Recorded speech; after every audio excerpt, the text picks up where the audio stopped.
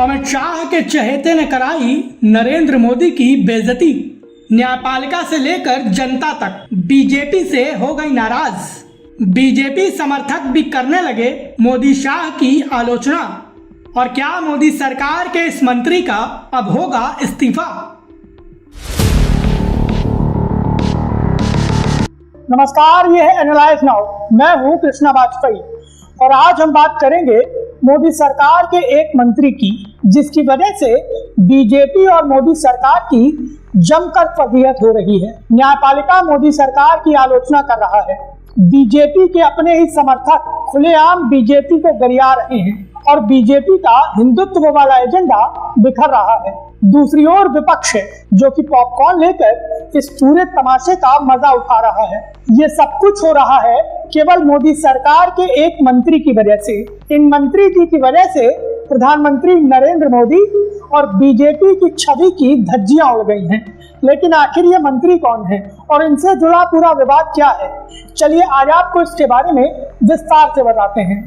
Video शुरू करें उसके पहले हमारे चैनल को सब्सक्राइब कर लीजिए और नए वीडियो की अपडेट सबसे पहले पाने के लिए हमारे चैनल की नोटिफिकेशन सेटिंग ऑन कर लीजिए। साल 2024 के लोकसभा चुनाव में बीजेपी को बड़ा झटका लगा था। पार्टी को बहुमत नहीं हासिल हुआ था। नतीजा ये कि नरेंद्र मोदी अपने राजनीतिक करियर में पहली बार गठबंधन की सरकार चला रहे हैं। लेकिन 2024 के लोकसभा चुनाव के बाद बीजेपी ने कमबैक किया और हरियाणा से लेकर दिल्ली तक, महाराष्ट्र से लेकर बिहार तक बीजेपी और एनडीए को इस कमबैक की वजह से बड़ी जीत हासिल हुई। विपक्ष पूरी तरीके से सिमट गया था और सारा मोमेंटम बीजेपी के हक में था। बीजेपी इसी मोमेंटम के सहारे बंगाल के चुनावी अभियान की शुरुआत करने वाली थी। लेकिन एक मंत्री और उनके विभाग ने सब कुछ खराब कर दिया। नतीजा ये कि बीजेपी के समर्थक ही उसके विरोधी हो गए। जो लोग सोशल मीडिया पर बीजेपी की तारीफ करते थे वही लोग बीजेपी के खिलाफ कैंपेन चलाने लगे। और सुप्रीम कोर्ट जिसने मोदी सरकार की एक गलती को सुधारा था और बीजेपी के समर्थकों का गुस्सा शांत किया था, उसी सुप्रीम कोर्ट ने अब मोदी सरकार की धज्जियां उड़ा दी हैं। दरअसल एनसीईआरटी ने हाल ही में कक्षा 8 की एक किताब में एक नया चैप्टर जोड़ा है और इस चैप्टर का नाम है न्यायपालिका में भ्रष्टाचार।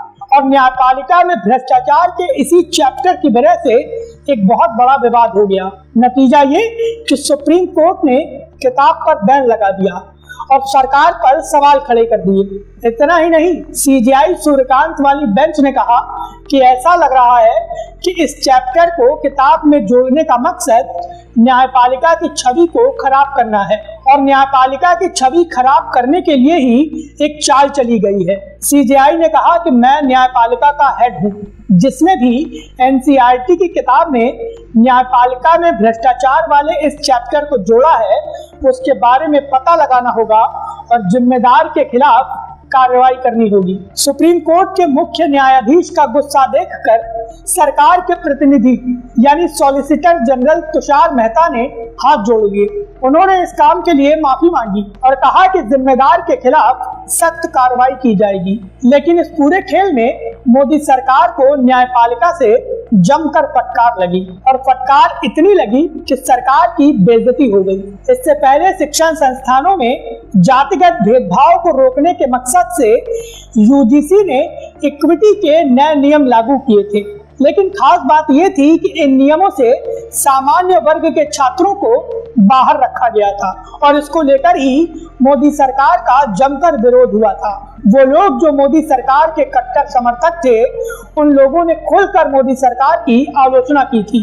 नतीजा ये कि यह मामला सुप्रीम कोर्ट गया और सुप्रीम कोर्ट ने यूजीसी के नए नियमों पर स्टे लगा दिया। सामान्य वर्ग के लोगों ने यूजीसी के नए नियमों को जातिगत राजनीति की पराकाष्ठा बताया था। नतीजा ये कि मामला सुप्रीम कोर्ट पहुंचा और सुप्रीम कोर्ट ने यूजीसी के नए नियमों पर स्टे लगा दिया। यूजीसी के नए नियमों पर स्टे हो गया है, लेकिन इन नियमों की वजह से बीजेपी का सबसे बड़ा वोट बैंक यानी सामान्य वर्ग बीजेपी से नाराज हो गया है और ये बीजेपी के लिए एक बहुत बड़ी समस्या है। और कहा यह जा रहा है कि बीजेपी को आने वाले विधानसभा चुनाव में सामान्य वर्ग के लोगों का गुस्सा झेलना होगा। इसका पार्टी को काफी नुकसान होगा। अब खास बात यह है कि चाहे एनसीईआरटी की किताब का विवाद हो या फिर यूजीसी के नए नियमों का, इस पूरे खेल में देश का शिक्षा मंत्रालय है। शिक्षा मंत्रालय की वजह से पूरे देश में बीजेपी की फजीहत हो रही है। सामान्य वर्ग से लेकर न्यायपालिका तक सभी बीजेपी और नरेंद्र मोदी की सरकार की आलोचना कर रहे हैं और शिक्षा मंत्रालय धर्मेंद्र प्रधान के हाथ में है। धर्मेंद्र प्रधान और उनके शिक्षा मंत्रालय की वजह से बीजेपी पिछले 3-4 महीनों में काफी तगड़ी आलोचनाओं का सामना कर रही है। एनसीईआरटी की किताब के चैप्टर को लेकर धर्मेंद्र प्रधान का कहना है कि सुप्रीम कोर्ट ने जो कुछ कहा है उसे माना जाएगा। किताब को बैन कर दिया गया है और जल्द ही नई किताब छापी जाएगी। इससे पहले जब यूजीसी के नए नियमों का विरोध हो रहा था तो धर्मेंद्र प्रधान ने नए नियमों का बचाव किया था, लेकिन जब सुप्रीम कोर्ट ने स्टे लगा दिया तो धर्मेंद्र प्रधान ने कहा कि वो सुप्रीम कोर्ट के आदेशों का पालन करेंगे। धर्मेंद्र प्रधान ने कहा था कि सुप्रीम कोर्ट ने जो कुछ कहा है उसे माना जाएगा। अब सवाल ये उठता है कि भैया जब आपके विभाग के सारे मामले सुप्रीम कोर्ट में ही हल होने हैं तो आपकी जरूरत क्या है? जब सारे मामलों का हल केवल सुप्रीम कोर्ट से ही निकलना है तो क्यों ना शिक्षा विभाग को सुप्रीम कोर्ट को सौंप दें। असलियत ये है कि ये सब कुछ धर्मेंद्र प्रधान की लापरवाही और अनदेखी का नतीजा है। शिक्षा विभाग के अधिकारी और सचिव कोई भी निर्णय लागू कर दे रहे हैं, लेकिन जब वो सार्वजनिक हो रहा है तो बीजेपी और नरेंद्र मोदी की सरकार की फजीहत हो रही है और डैमेज कंट्रोल करने में बीजेपी नाकाम दिखाई दे रही है। बीजेपी के अपने लोग ही सड़क पर उतरकर पार्टी और सरकार की धज्जियां उड़ा रहे हैं और हाल के दिनों में एनसीईआरटी की किताब और यूजीसी के नए नियमों का मुद्दा धर्मेंद्र प्रधान की लापरवाही और अनदेखी के सबसे बड़े एग्जाम्पल हैं। इसीलिए अब धर्मेंद्र प्रधान का इस्तीफा होना चाहिए। अगर अभी नहीं तो तब हो जब मोदी कैबिनेट का विस्तार हो, लेकिन धर्मेंद्र प्रधान को सरकार से निकाला जाना चाहिए, क्योंकि जब तक उन्हें नहीं निकाला जाएगा तब तक मोदी सरकार के समर्थक भी कहीं ना कहीं बीजेपी से नाराज रहेंगे और इसका बीजेपी को खामियाजा भुगतना पड़ेगा। मोदी सरकार की छवि की धज्जियां उड़ाने वाले धर्मेंद्र प्रधान को लेकर आपकी क्या राय है? प्लीज हमें हमारे कमेंट बॉक्स में जरूर बताएं।